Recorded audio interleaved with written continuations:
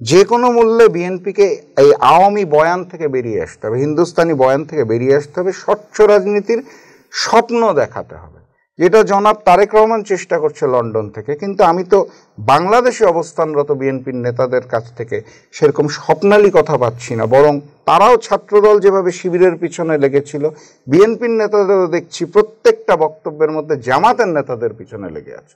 আমরা তো বিএনপি সর্ববৃহৎ দল হিসেবে তারা আরেকটা দলের সমালোচনা করবে সেটা চাই না, আমরা চাই তারা আমাদের স্বপ্ন দেখাবে, স্বচ্ছ রাজনীতি করবে, যাতে আমরা তাদেরকে বিশ্বাস করতে পারি, ভালোবাসতে পারি। আমি সাধারণ জনগণের কথা বলছি। বিএনপির 100 ভাগ সময়ের 50 ভাগ সময় যদি যায় জামাতের সমালোচনা করার জন্য, তাহলে 50% টাইম লস। ওই 50% টাইমে তো জনগণকে স্বপ্ন দেখাতে হবে, নতুনত্ব দেখাতে হবে, বৈষম্যহীন বাংলাদেশের স্বপ্নটাকে তুলে ধরতে হবে। সেই জায়গায় তারা জামাতের সমালোচনার পিছনে বেশি সময় ব্যয় করছে বলে আমি মনে করি, যেটা বিএনপির থেকে আমরা আশা করি না। আমরা দেখেছি যে এর আগের যে সরকার ছিল, ফ্যাসিস্ট আওয়ামী লীগ সরকার, সেই সময় দেখেছি নানান বয়ান তৈরি করা, ন্যারেটিভ তৈরি করা। আমরা 5 আগস্ট পরবর্তী সময়ে সেটি প্রত্যাশা করিনি যে যারা বিগত 16-17 বছর কাঁধে কাঁধ রেখে আসলে স্বৈরাচারের বিরুদ্ধে লড়াই করেছে, সংগ্রাম করেছে, কারাবরণ করেছেন সবাই, তারপরের যে রাজনৈতিক প্রেক্ষাপট, সেখানে গণতান্ত্রিক সৌন্দর্যের জন্য বিরোধিতা থাকবে, দ্বিমত পোষণ থাকবে, সবই থাকবে। কিন্তু এই যে ব্লেম গেম, সেই পুরনো, আপনিও তো সেই রাজনৈতিক দলের একজন, আসলে এই ব্লেম গেম কেন?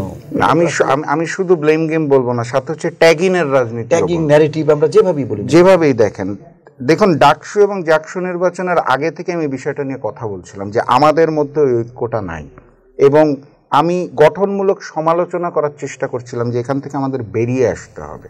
সেই জায়গাটা নিয়ে যখন আমি কথা বলেছি, আমি যখন বিএনপির সমালোচনা করেছি, গঠনমূলক সমালোচনা, যে বিএনপির পরিবর্তন হওয়া প্রয়োজন, এরপর থেকে কিন্তু বিএনপির কর্মীরা আমি দেখতে পেয়েছি সোশ্যাল মিডিয়াতে আমাকে আক্রমণ করছে যে আমি হচ্ছি পাকিস্তানি প্রেতাত্মা, আমি পাকিস্তানের পক্ষে, জামাতের দালাল। এই যে ট্যাগিংয়ের রাজনীতিটা, এটা খুব ভয়ঙ্কর। আমাদের বিভিন্ন দলের বিভিন্ন মতামত থাকবে, বিভিন্ন আদর্শ থাকবে, তো বাংলাদেশের ক্ষেত্রে তো আমরা একমত, শেখ হাসিনার বিরুদ্ধে তো আমরা একমত, হিন্দুস্তানি আধিপত্যবাদ আগ্রাসনের বিরুদ্ধে তো আমাদের একমত হতে হবে। এই কারণেই তো যুদ্ধটা হয়েছিল, লড়াইটা হয়েছিল। এখন সামনে নির্বাচন দেখে এই যে পুরানো ন্যারেটিভ ইউজ করা, অথবা ট্যাগিংয়ের রাজনীতি করা, অথবা ব্লেম গেম, এই জায়গাটার থেকে আমরা যত দ্রুত বের হতে পারবো, তত দ্রুত আমরা নতুন বাংলাদেশ গড়ার ক্ষেত্রে কাজে নিয়োজিত হতে পারবো। না হলে তো একই জিনিস হবে, আমরা একে অপরকে দোষারোপ করব, কাদা ছোড়াছুরি করব, ট্যাগিংয়ের রাজনীতি করব, দেশ পিছাতে থাকবে। সেই দেশের জন্য তো এত মানুষ রক্ত দেয় নাই। আমরা যে নতুন বাংলাদেশ প্রত্যাশা করি, সেটা তো আমরা কাঁধে কাঁধ মিলিয়ে করব। হাসিনা বিরোধী আন্দোলনে আমরা তো যাচাই বাছাই করিনি কে জামাত কে বিএনপি।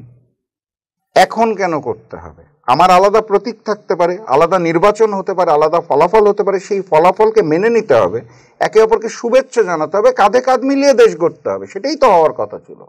তা আমরা কেন ট্যাগিং করব বা কেন ব্লেম গেম করব? তো এই জায়গাটার থেকে বের না হলে দেশের জন্য খারাপ, জাতির জন্য খারাপ, জনগণের জন্য খারাপ।